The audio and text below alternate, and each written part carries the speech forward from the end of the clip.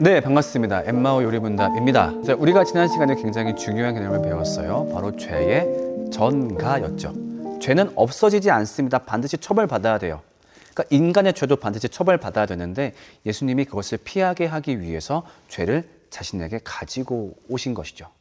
그 옛날에 그 전쟁 영화 보면 그런 것들 많이 있습니다. 어떤 병사가 수류탄을 손에 잡고서 어쩔 줄 몰라 하는 거예요. 이제 좀 있으면 수류탄 터지는데 놓치지 못해요. 그래서 어떻게 합니까? 옆에 있던 병사가 와서 수류탄을 뺏고 자기가 끌어안아서 대신 죽는 선택을 하는 경우. 그런 경우가 실제로 우리나라에서도 종종 있었고 어떤 영화를 보면 많이 등장하기도 하죠. 그게 바로 예수님의 역할이었다라고 하는 거예요. 우리의 죄를 옮겨간 다음에 그대로 그 죄의 처벌을 받으신 사건. 자, 그러면 이런 질문이 생깁니다. 예수님이 우리의 죄를 가져갈 수 있었던 이유는 무엇인가요? 아니, 신이신데 우리 죄를 어떻게 가져가신 거야? 하나님은 죄를 지을 수 없는 존재 아닌가요? 깨끗한 분이신데 어떻게 우리 죄를 가져갈 수 있어요? 거기에 대한 답을 오늘은 먼저 한번 읽어볼게요. 이 신문 답. 예수님이 육신을 입고 이 땅에 직접 오셨기 때문입니다. 네, 오늘은 이 사건에 대해서 같이 한번 알아보려고 해요. 자, 예전에 우리 같이 한번 봤었던 큰형과 동생 이야기 같이 한번 봅시다. 자, 큰형이 미국에서 공부를 하고 있는데 아버지한테 전화를 받게 되죠. 아들아, 지금 집에서 뭔 일 있었는지 아느냐? 네 동생이 말이야. 이렇게 얘기를 하시는 거죠. 자, 그렇게 큰형이 그 얘기를 듣고 본인도 가슴이 아팠습니다. 그래서 큰형이 한 결정이 뭐였죠? 제가 지금 한국으로 갈게요. 그래서 한국으로 오게 됩니다. 그리고서 그 동생의 잘못을 대신 뒤집어 쓰고 아버지한테 처벌을 받게 되죠. 동생을 용서해 주기 위해서. 자, 아마 이 큰형이 한국으로 오는 데는 굉장히 많은 것을 포기했어야 될 거예요. 미국에서 공부하던 삶도 포기해야 됐고 자기의 미래도 포기해야 됐고 거기서 누렸던 모든 혜택들을 포기하는 게 바로 한국에 오는 결정이었죠. 이것이 바로 예수님이 내렸던 똑같은 결정이다라고 하는 거예요. 아마 예수님은 신으로서 자기 신이 누리던 것들을 다 포기해야 됐고 또 동시에 이 땅에 내려오면서 인간으로서 감당해야 되는 것들을 감당했어야 될 거예요. 이 사건을 보고 성육신이라고 말을 합니다. 성자는 일월 성자예요. 육신이 되셨다, 일월 성자. 그래서 이 성육신에 대해서 우리가 자세히 한번 알아볼 거예요. 자, 오늘도 역시 어떤 사람을 만나는 것으로 예수님의 이야기를 소개할 건데 오늘 만날 인물은 여러분들이 잘 모르실 수 있을 것 같아요. 일단 같이 한번 볼게요.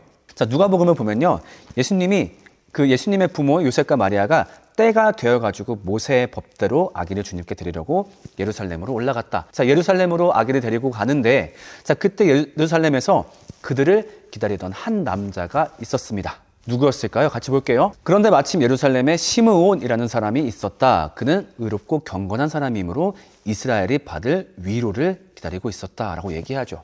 자, 이스라엘에게 위로가 필요했나요?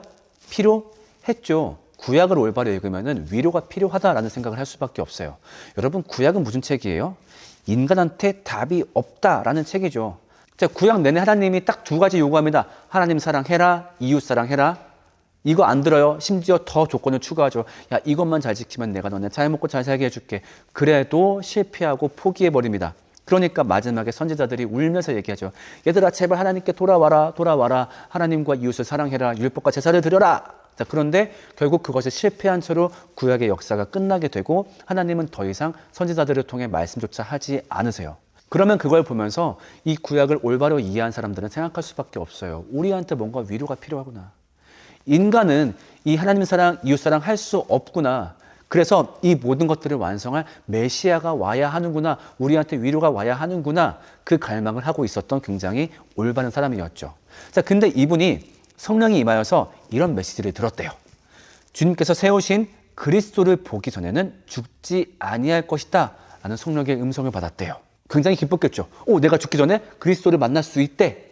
자, 그런데 점점 나이는 들어갑니다. 그리스도를 만나지는 못했습니다. 나중 되면 점점 마음이 불안해졌겠죠. 이게 내용이 가짜였나? 내가 잘못 들었나? 아니면 하나님께서 이스라엘에게 위로를 주시지 않기로 하셨나? 메시아가 안 오시나? 굉장히 불안해 있던 차에 드디어 이 시므온이 아기 예수님을 만나게 됩니다. 그 성령의 도움으로 그 아기 예수가 그리스도 메시아임을 알게 되죠. 그러니까 이 시므온이 기뻐서 하나님을 경배합니다. 이제 주님께서는 주님의 말씀을 따라 이 종을 세상에서 평안히 떠나가게 해주십니다. 아이고, 하나님, 드디어 이 노인네를 편하게 눈 감게 해주시는군요. 감사합니다. 저는 그게 가짜인 줄 알았어요. 아니면 제가 나이가 들어도 안 보이길래, 아니면 내가 하나님의 음성을 잘못 들었나 고민도 많이 했어요. 근데 하나님 결국 이스라엘에게 위로를 주셨고 나아가서 이제는 이방 사람들에게도 하나님의 복을 주시는군요. 너무나 감사합니다. 막 이렇게 고백을 하기 시작합니다. 자, 그런데 그 고백이 여기서 끝나는 게 아니라요. 시므온이 안타까운 예언을 그 뒤에 덧붙입니다. 왜냐면요, 그 아기 예수를 안고 있는 마리아를 보았기 때문이죠. 시므온은 이제 이 예수님이 어떤 고난을 겪어야 될지를 미리 알게 된 거예요. 그리고 마리아를 보니까 그 안타까운 마음이 올라왔던 거죠.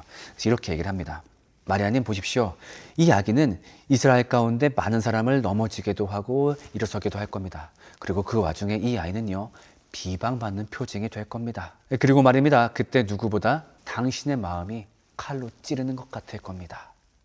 이렇게 안타까운 말을 해주죠. 그리고 실제로 그러했었죠. 근데 마리아를 어찌 보면은 하나님께서 그 몸만 사용하신 그런 도구로 볼 수도 있겠지만, 어쨌든 자기 배가 아파서 난 자녀고 함께 성장 과정을 지켜본 자기 아들인데 그렇게 죽음을 맞이하는 걸 지켜보는 이 마리아의 마음은 너무너무 끔찍했을 거예요. 또 동시에 그런 마리아를 지켜보는 예수님의 마음도 너무너무 아팠겠죠. 예수님이 이 땅에 성육신해 오시면서 예수님이 겪어야 될 고난과 고통은 생각보다 더 많았습니다. 엄청나게 많았지만 일단 오늘은 한 4가지를 좀 제가 추려와 봤어요. 첫 번째로 예수님은 영생을 포기했습니다. 하나님은 영생하시는 분이시죠. 절대 그 삶에 끝이 없기 때문에 그 삶에 어떤 초조함도 없으실 거예요. 자, 그런데 예수님이 이 땅에 성육신하시고 내려온 순간부터 어찌 보면 그때부터 스톱워치가 눌린 거나 마찬가지예요. 예수님의 죽음, 카운트다운 시작. 자, 그것을 사는 인생은 어떤 기분이었을까요? 자, 우리가 어떤 뉴스나 혹은 주변 사람들 이야기 중에서 그 시한부 선고를 받으신 분들의 얘기를 종종 드릴 때가 있어요. 암이든 좀 큰 질병에 걸리셔서. 그렇게 자기의 죽음의 때를 알고 그 카운트다운을 하는 심정은 너무너무 비참할 거예요. 내가 5년 남았구나, 3년 남았구나, 1년 남았구나. 그게 얼마나 초조하고 무서운 마음일까요? 여러분, 자기의 죽을 때를 안다라고 하는 건 너무너무나 무서운 것일 거예요. 어찌 보면 그때의 초조함은 신으로서는 한 번도 겪어보지 못한 초조함이었겠죠. 하나님은 영원하시고 끝에 걱정하지 않으셔도 되는 분인데 이 땅에 오셔서 자신의 죽을 날을 카운트다운하는 인생을 시작하게 되신 거예요. 그 다음 2번째로 예수님은 신체적 고통과 마주했어야 합니다. 제가 정확하게 알고 있는 건 아니지만 출산할 때 산모도 많이 고통스럽지만 그 신생아도 굉장히 고통스럽다라고 얘기를 해요. 예수님이 처음 아기가 되어서 이 땅에 나오실 때 얼마나 놀랐을까요? 예수님은 한 번도 신체적 고통을 경험하지 못하신 분입니다. 할 수가 없죠. 모든 능력보다 뛰어나신 분이니까. 근데 인간의 몸을 입고 그 약한 존재가 되면서 처음으로 고통 이런 걸 경험했을 때 얼마나 끔찍한 경험이었을까요? 자, 그리고 예수님의 직업이 뭐였죠? 바로 목수입니다. 여러분, 목수는 어떤 것들을 다루죠? 나무와 못과 망치를 주로 다루죠. 자, 근데 이 3가지는 뭐의 재료예요? 바로 십자가의 재료이죠. 예수님이 일하시다가 한 번쯤 그 실수로 못이나 망치에 다치신 경험이 한 번쯤 있지 않으셨을까요? 그때 예수님은 어떤 생각이 들었을까요?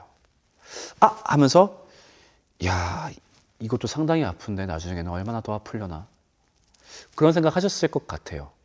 그러니까 고통을 모르던 분께서 이 신체적 고통을 경험하는 몸을 입고 오신 것이죠.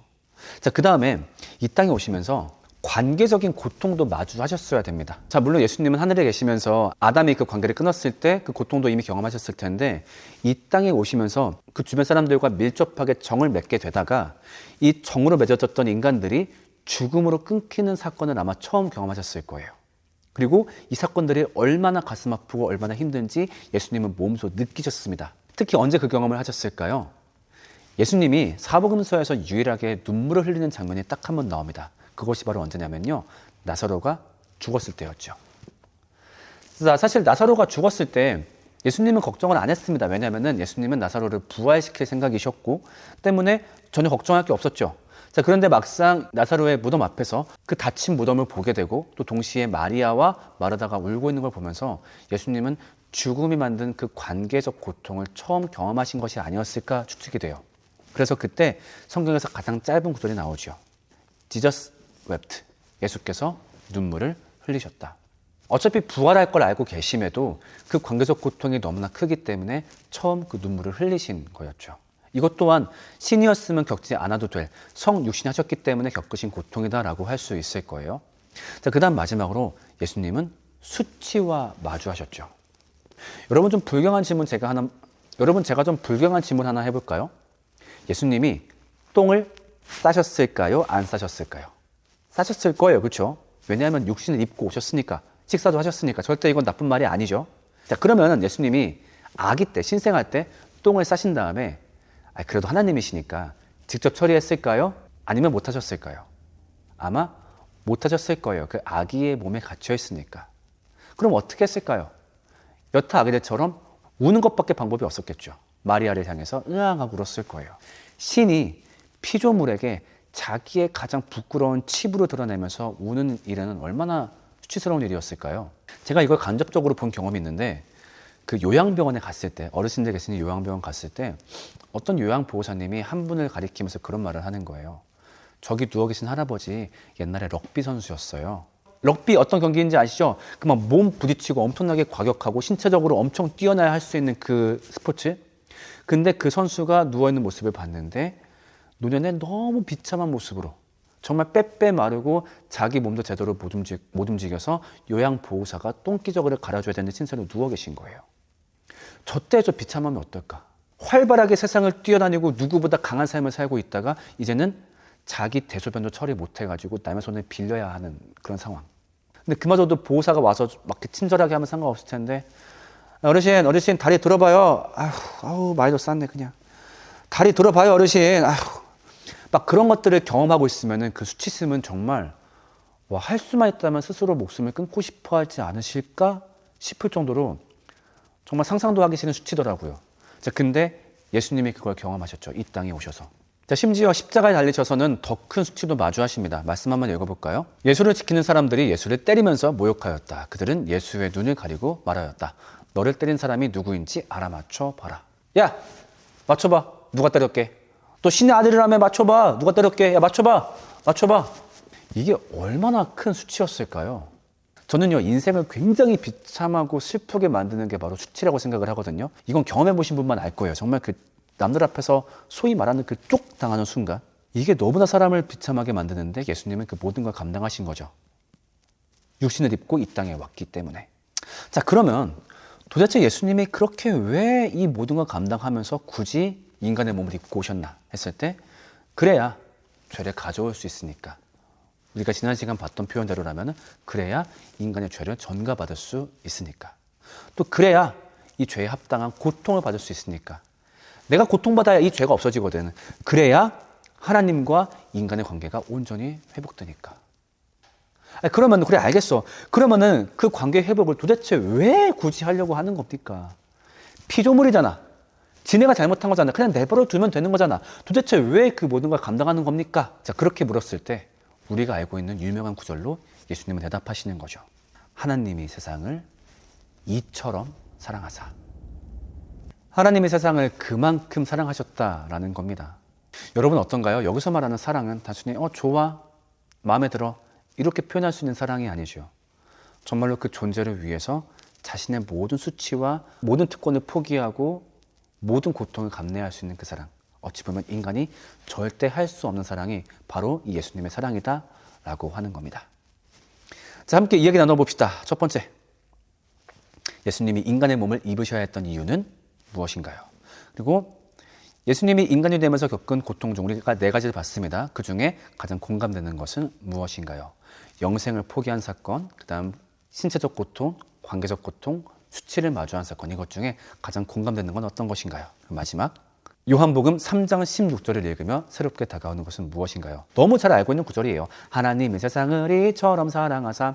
쉽게 생각했지만 정말 이처럼 사랑했다라는 말을 성육신을 깨닫고 난 다음에 다시 보게 된다면 좀 다르게 느껴질 것 같거든요. 그 감정을 한번 나누어 봅시다. 자, 오늘도 역시 찬양 하나 소개해 드리려고 합니다. 시간을 뚫고라는 곡이죠. 하나님이 이 땅에 오신 사건은 단순히 2000년 전에 오고 끝난 사건이 아니라 그 시간을 뚫고 나에게 온 사건입니다. 내가 겪고 있는 이 악함과 죽음이 싫어서 이 땅에 온 사건. 이것에 대해서 감사하는 고백, 이 찬양을 통해서 함께 나누어 보시면 좋겠네요. 저희는 다음 시간에 만나겠습니다. 안녕.